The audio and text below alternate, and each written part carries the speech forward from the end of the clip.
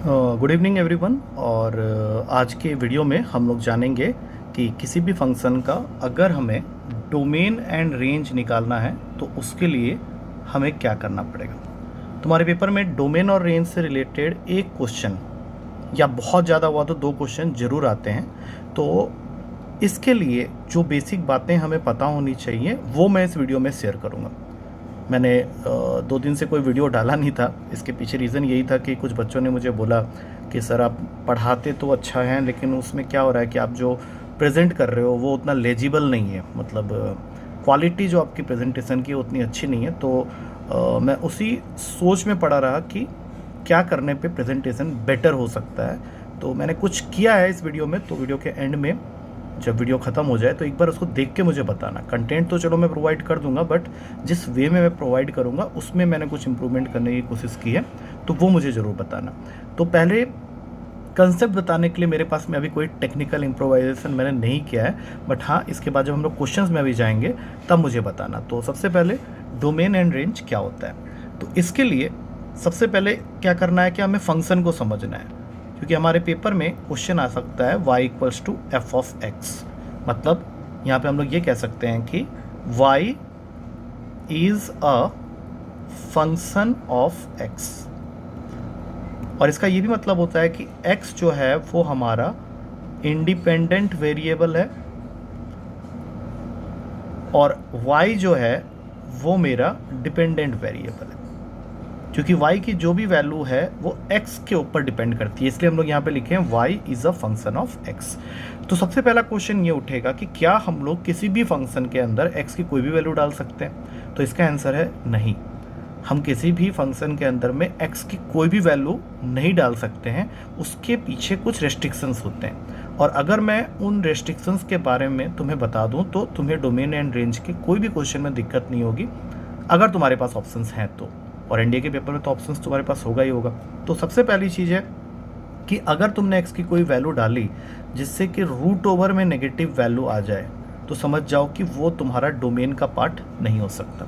मैं जो क्रॉस डाल रहा हूँ ये मैं उन वैल्यूज़ के बारे में बात कर रहा हूँ जिनको हम लोग को डोमेन के अंदर नहीं रख सकते। x की वो वैल्यूज़ है जिनको डालने से तुम्हारा फंक्शन इनमें से कोई भी एक वैल्यू पकड़ लेगा, जैसे रूट के नीचे नेगेटिव वैल्यू या एनी नंबर अपॉन 0 आ जाए तो ये भी अलाउड नहीं है। मतलब x की तुमने कोई वैल्यू डाली और तुम्हारा फंक्शन इस फॉर्म में चला गया, एनी नंबर अपॉन 0 या रूट का नेगेटिव वैल्यू या लॉग में नेगेटिव वैल्यू या साइन और कॉस में एक ऐसी वैल्यू जो ग्रेटर देन 1 है। तो x की कोई भी वैल्यू अगर हमें क्वेश्चन में इन वैल्यूज से या इन वैल्यूज़ की तरफ हमें ले जा रही है तो वो सब मेरे डोमेन का पार्ट नहीं हो सकता। इनको छोड़ के x की सारी वैल्यूज़ वैलिड हैं जिनकी वजह से फंक्शन मुझे रियल वैल्यू दे रहा है। अगर हमें इतनी सी बात समझ में आ जाए तो with help of options we can easily do any type of question. तो ये चारों बातें मैंने बता दी हैं, इनको ध्यान में रखना है। अच्छा, x की वैल्यू डालने पे y जो हमें वैल्यू बदले में देता है उसको हम लोग कहते हैं रेंज। तो एक तरह से मैं ये कह सकता हूँ कि x जो है वो मेरा डोमेन है और y जो है वो मेरा रेंज है, और जिन जिन वैल्यूज़ को डालने से इन चारों में से कोई भी कंडीशन हमें मिलने लगे वो मेरे डोमेन का पार्ट नहीं होगा, उसको छोड़ के बाकी सब होंगे। अब अगर इतनी सी बात मुझे समझ में आ जाती है तो मेरे पेपर में जो एक या दो क्वेश्चन डोमेन और रेंज फाइंड करने के आएंगे फॉर अ फंक्शन, वो हम लोग इजीली कर सकते हैं। तो अब मैं क्वेश्चन की तरफ ले जाता हूँ तुम लोग को। क्वेश्चन के अंदर में सबसे पहला क्वेश्चन मैं लेने जा रहा हूँ, ये तुम्हारा क्वेश्चन आया था। अब देखो ये मैंने वो काम किया जिससे कि शायद तुमको काम आसानी से समझ में आ जाए। तो क्वेश्चन क्या है कि R हमारा सेट ऑफ रियल नंबर्स है, R हमारा सेट ऑफ रियल नंबर्स है। यहाँ पे देख सकते हैं हम लोग R is the set of real numbers, और हमारे पास में जो भी फंक्शन हमें दिया हुआ है, एक सेकंड ये कलर मुझे ज़रा चूज़ करना पड़ेगा, कलर का और कोई ऑप्शन नहीं आ रहा मेरे पास, चलो ब्लू से ही कर लेते हैं। तो let R is the set of real numbers, और ये एक फंक्शन को डिफाइन कर रहा है which is f x is equals to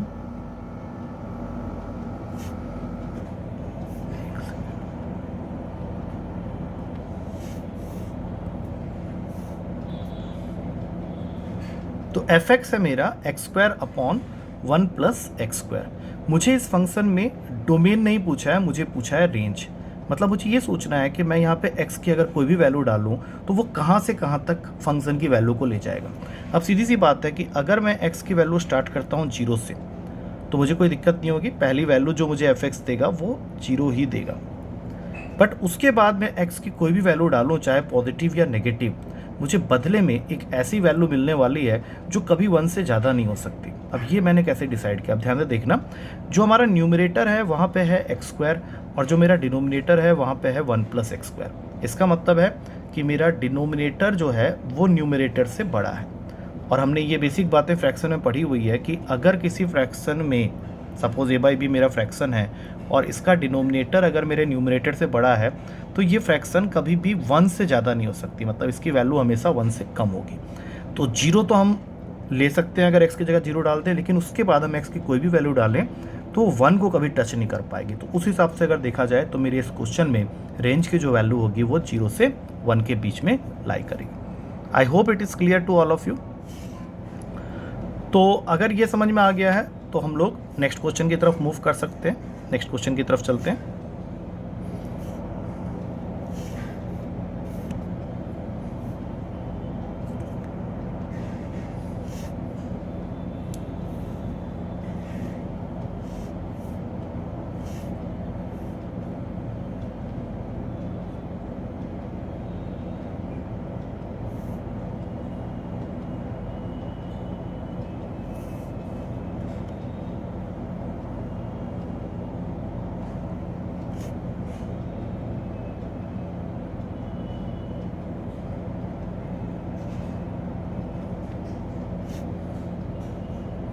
अब जब नेक्स्ट क्वेश्चन की तरफ जा रहे हैं तो मेरे पास में इस क्वेश्चन में तुम्हें डोमेन पूछा गया है।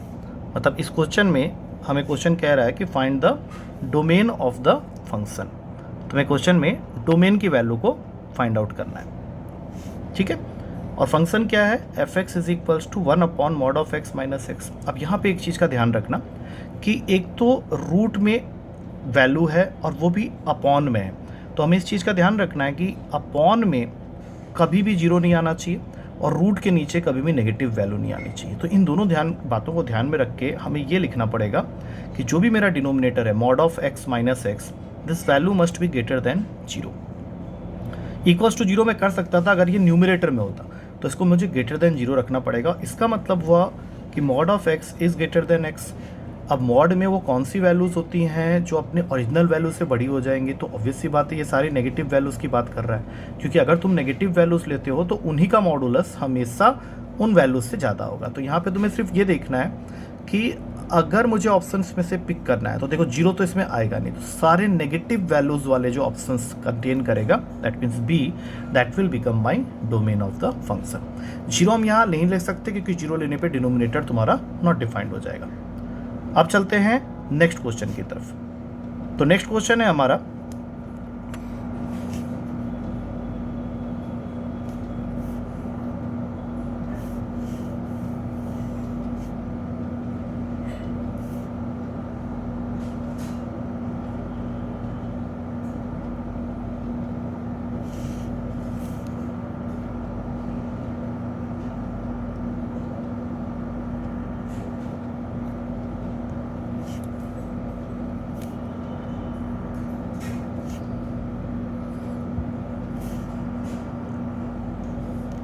नेक्स्ट क्वेश्चन में मुझे दिया हुआ है कि देयर इज़ अ फंक्शन जिसमें f(x) की वैल्यू है x² - 4x + 5 और यहाँ पे तुम्हारा जो भी फंक्शन है that is defined by this equation and equation is f(x) = x² - 4x + 5 where a belongs to this.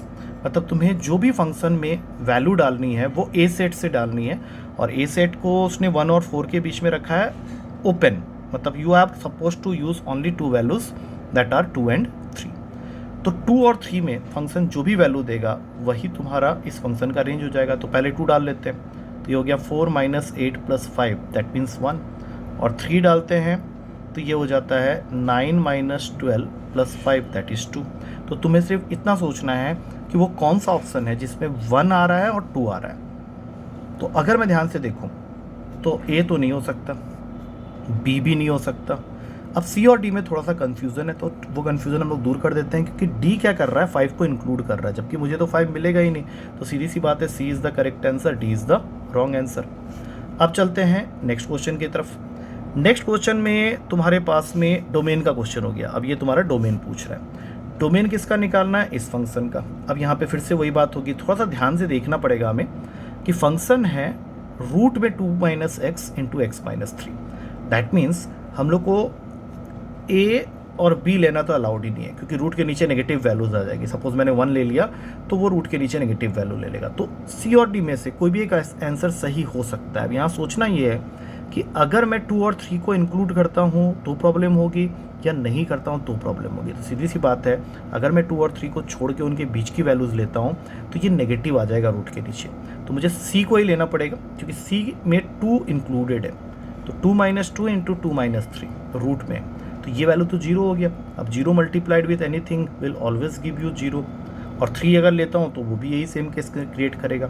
और 2 और 3 ओपन ब्रैकेट का मतलब है कि वहाँ पे तो तुम 2 और 3 को छोड़ दे रहे हो, तो वो तो गलत आंसर में आ जाएगा, तो वो डोमेन बन गया तुम्हारा। अब नेक्स्ट क्वेश्चन में चलते हैं। नेक्स्ट क्वेश्चन कह रहा है what is the domain of this function.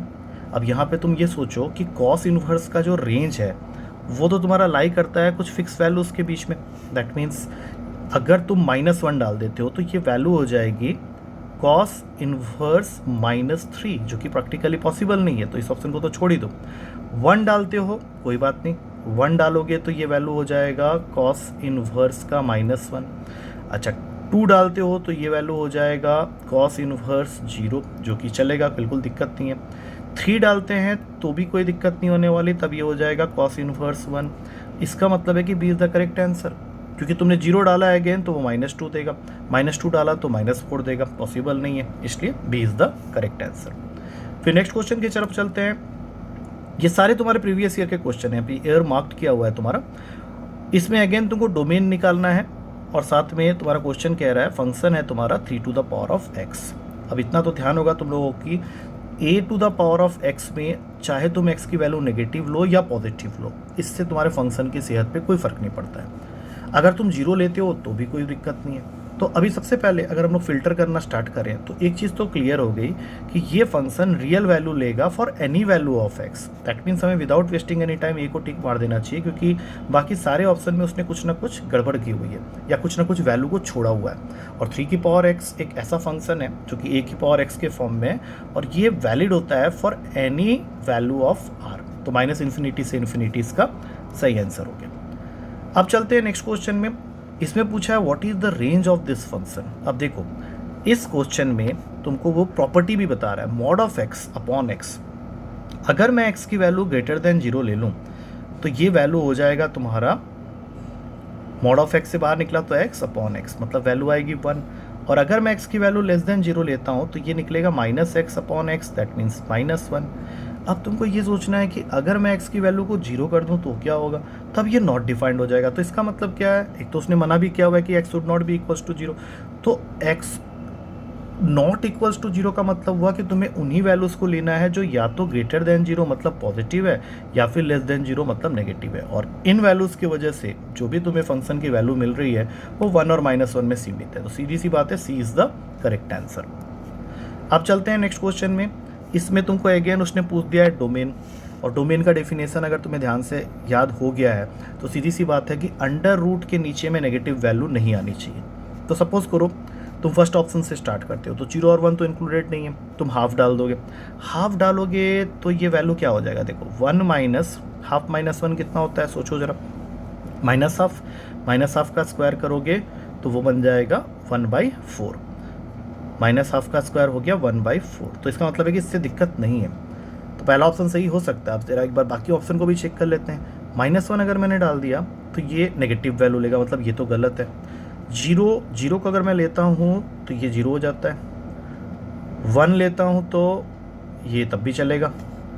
2 लेता हूँ तो क्या होगा, 2 लेने पे ये नेगेटिव हो जाएगा, मतलब ये दोनों गए। अब इन दोनों में से एक ऑप्शन मुझे पिक करना है।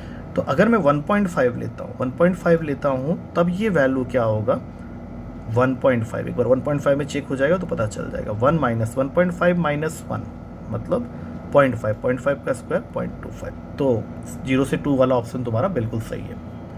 उसके बाद नेक्स्ट क्वेश्चन की तरफ मूव करते हैं। अब ये तुम्हारा हो गया कि एफ एक्स की वैल्यू दे रखी है। अब इस पे देखो, रूट का x-1 ऊपर है, अपॉन में x-4 है, and it defines a function of r, तो इसका डोमेन बताना है। अब सीधी सी बात है, नीचे जीरो नहीं आना चाहिए, ऊपर नेगेटिव नहीं आना चाहिए। नीचे जीरो लाने के लिए अगर तुम देखने जाओगे तो बी ऑप्शन सबसे पहले कट हो गया, क्योंकि नीचे जीरो तभी आ सकता है जब x-4 जीरो हो जाए, that means x equals to 4, वो तो हमें अवॉइड करना है, तो इस हिसाब से ये ऑप्शन चला गया। अच्छा, उसके बाद बाकी सारे ऑप्शन में कोई दिक्कत नहीं। अब बात आती है कि क्या मैं x के जगह ऊपर कोई भी नेगेटिव वैल्यू ले सकता हूँ, तो उसका आंसर होगा नहीं, क्योंकि -∞ से 4 के बीच में तो बहुत सारे नेगेटिव वैल्यूज आएंगे, जिससे कि रूट के नीचे नेगेटिव आ जाएगा, तो ये ऑप्शन भी फिल्टर हो गया। अब इन दोनों ऑप्शन में बस एक छोटा सा फ़र्क है, इसमें वो 1 को इंक्लूड नहीं कर रहा है, यहाँ पे 1 को इंक्लूड कर रहा है। तो मुझे ये सोचना है कि क्या मैं इस क्वेश्चन में 1 को इंक्लूड कर सकता हूँ। तो अगर मैं इस फंक्शन में 1 डालता हूँ तो मुझे न्यूमरेटर में 0 मिल रहा है, जिसमें कोई दिक्कत नहीं है, तो डी ऑप्शन को टिक करेंगे और इसको छोड़ देंगे। बिल्कुल सही आंसर है वो। इसी के साथ ये वीडियो मैं ख़त्म करता हूँ। वीडियो के स्टार्टिंग में और बीच में भी थोड़े थोड़े टेक्निकल एरर्स आए हैं, बट मैंने बड़ी कोशिश की है कि इसको उस तरह से करो, तो नेक्स्ट वीडियो तक मैं इसको भी रेक्टिफाई कर दूंगा। I hope this video will be beneficial to you, क्योंकि इसमें मैंने कोशिश की थी तुम्हें डोमेन और रेंज के बारे में बताने की। तो एक बार मुझे फीडबैक में ज़रूर बताना, is it going to help you और नॉट। ठीक है, thank you to all of you. Next video में मिलते हैं।